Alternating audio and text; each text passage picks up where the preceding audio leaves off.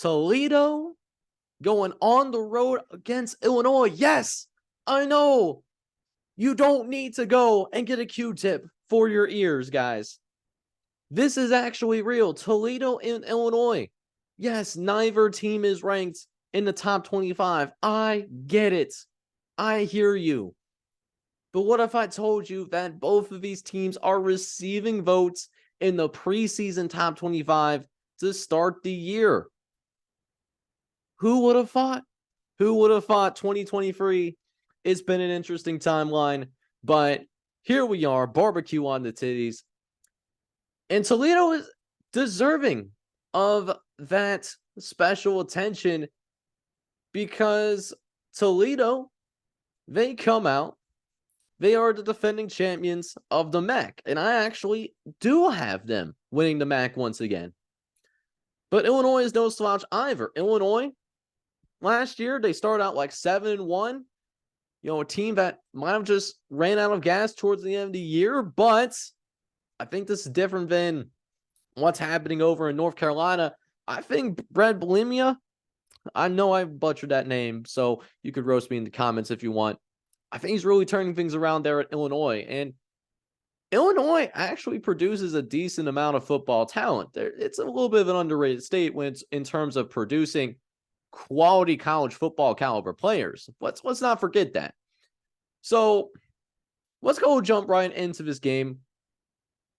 What are the keys in this one between Toledo and Illinois? So what we got going on for this Toledo-Illinois game? Right now, the game line is at 9.5, but the power rating model likes Illinois a lot more than maybe what Vegas does. It's got a 22.5 point game. I think the truth could be somewhere in the middle, but that doesn't mean I don't believe that there's a scenario in which Toledo wins this game. I wouldn't be surprised either if Toledo wins this game because the fact of the matter is Toledo is a quality football program, and they are led by their quarterback, Taquan Finn. He's a fifth-year senior who absolutely is, while he's not the most consistent, he does have those flashes of brilliance, but he also was a little too careless with the football at times. So that's one thing for Taquan Finn, aside from him being able to stay healthy. Now, if he is able to stay healthy and he is able to take care of the football, we're talking about elevating from a team that could win the MAC to a team that could be ranked in the top 25 of the college football playoff polls. That's what we're looking at with Toledo. Now, other things that could happen, you want to talk about some keys to the season. It's all about the turnovers. I already talked about it with Toledo earlier. Here's the thing, okay? Here's the thing with Toledo. All right, you guys are ready for it. I think I'm ready for it as well. How well do they take care of the football? How well do they do it?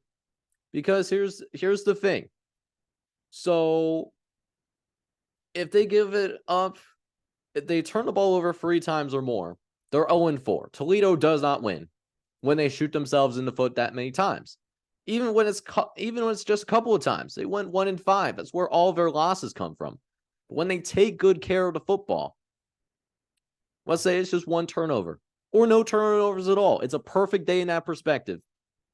Toledo is 8-0, and under Coach Candle in his 9th year at the University of Toledo, during his tenure there, 21-3 when they don't turn the football over. That's a non-conference play. That's also in the MAC as well. So Taquan Finn and how they execute on the offensive side of the ball, they can avoid those miscues. They can certainly give themselves a shot. They can give themselves a chance as well. Now, another thing about Toledo is how do they start? Being an underdog on the road to, being able to start fast, that's important. Try to take the crowd out of the game. And Toledo started decently in this game. They scored 76 points in the first quarter, over 150 points in the second quarter. So if they can start out well, they can at least make this crowd a little bit more nervous, maybe take some of the crowd noise out of the game as well. So, what else should we watch out for in this particular game? Well, what we could watch out for in this particular game,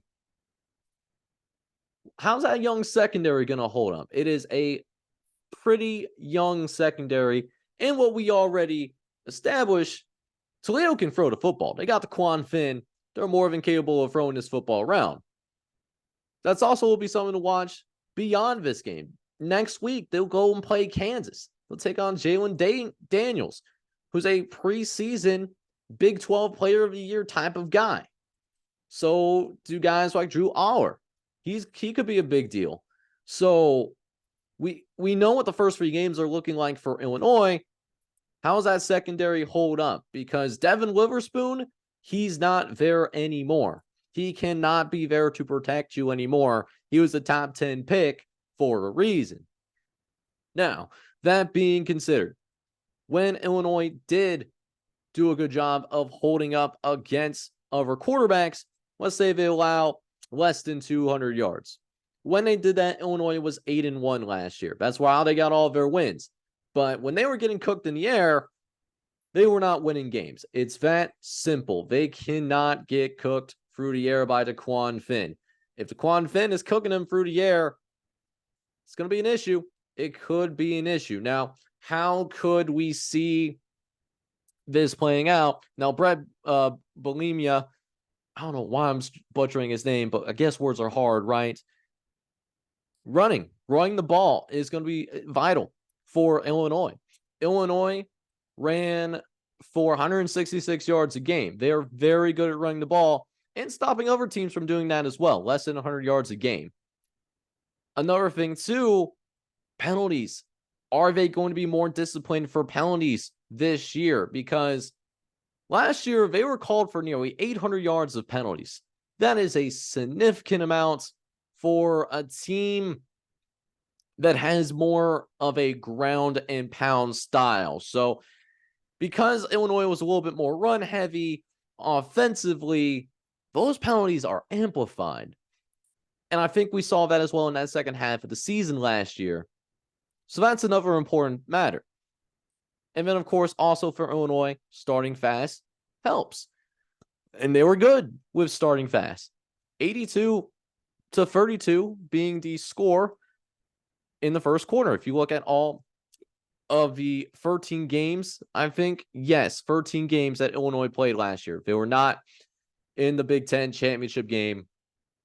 So here we go. What's going to happen in this particular game? This could be a game that it is possible for Illinois fans to sweat out. And here's the thing with Quan Finn and his ability to create explosive plays. It could even be a case where the game will seem like it's in hands, right?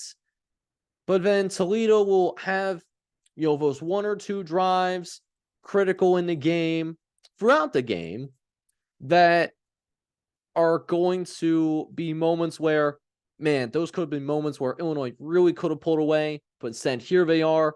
It could be tight late. My any given Saturday model says that it's going to be a 22.5 point win for Illinois, 22 to 23 points. I don't know if it's going to be that type of game, but that being said, I think Illinois gets it done. I don't know if they cover the spread, though. I don't know if I have enough confidence in that, but I'm intrigued by this game. And I'm also intrigued to see whoever wins this game, how much more respect they get in the AP poll. I think when I checked, see if I can pull it up here on ESPN right now. Okay, so Illinois is getting 3 votes.